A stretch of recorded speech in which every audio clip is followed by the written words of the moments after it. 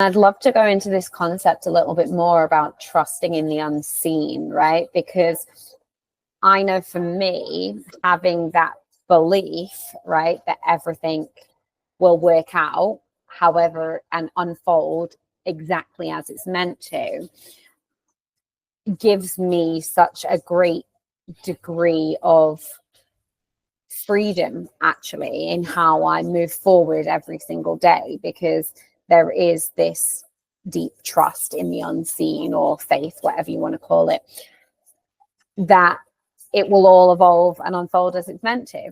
So, and I think that's a really, because if somebody had asked me how did I get to that point about trusting in this unseen, I don't know that I'd be able to answer that question succinctly, right, about trusting in the unseen. So I think it's important that we dig into that a little bit more in terms of what does trusting in the unseen comprise of, and how can people start to build that trust if it is not there already? I think one thing, a good first step would be to release oneself from false certainty.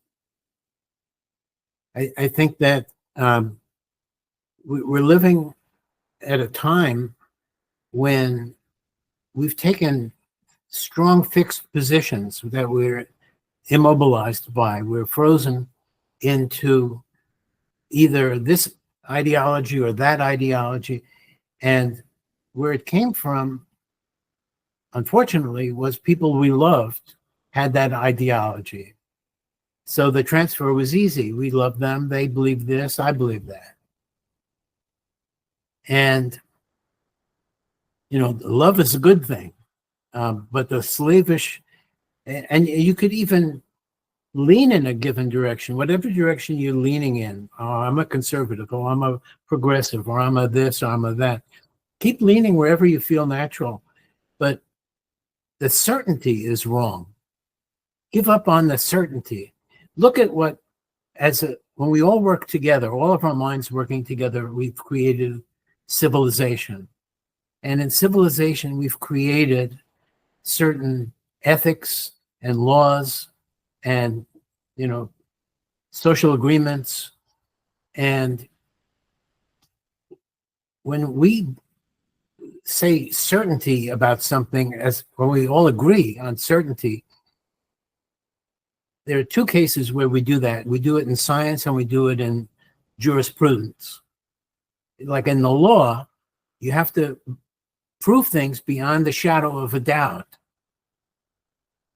And in science, you have to test the null hypothesis. You have to try to disprove the theory that you came up with in love. You have to use experiments that objectively determine that the theory is right or wrong.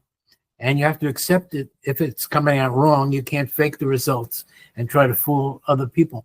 So we only, as a society, put a stamp of certainty on things under extremely difficult conditions, like rare, difficult conditions. 1% of the time, we can ascribe certainty.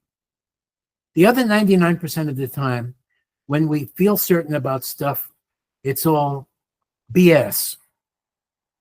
We've been brainwashed into it. We've brainwashed ourselves into it. It's like a state of hypnosis.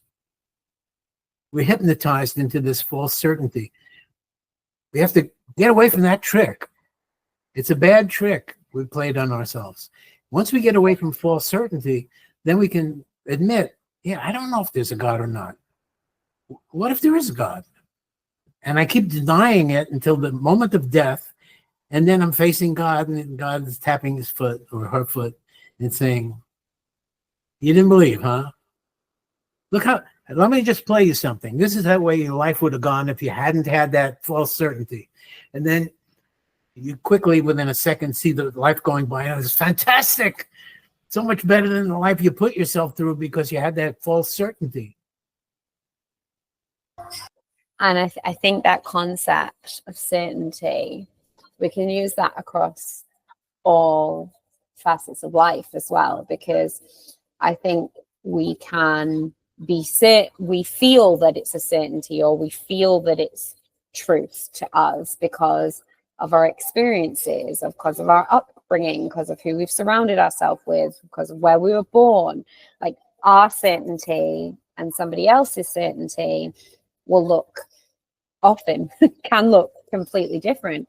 And I think this is where it's important to understand or step back a little bit, because our certainty is based on so many factors, of which, I just mentioned. And for me, being able to step back, what does that mean? Like, that looks like, going to different countries, seeing how people do things in different cultures, in different environments. That is experiencing a range of different kind of workplaces or roles, or trying on different hats, right?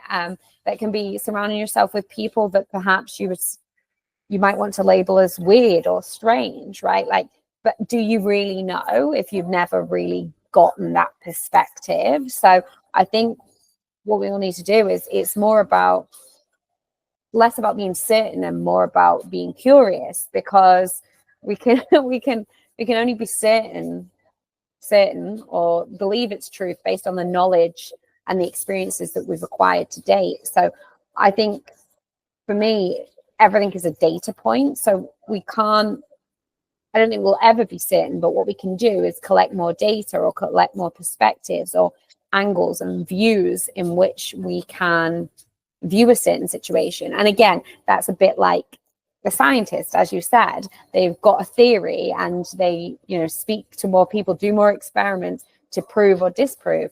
And I think that's the same in any aspect of life, right? Whatever you believe, it's like you're just coming from one angle. So can you look at it from different perspectives? And in order to do that, you may need to change your environment, you may need to change your country, you may need to change the people that you're around in order to get that wider view and wider lens.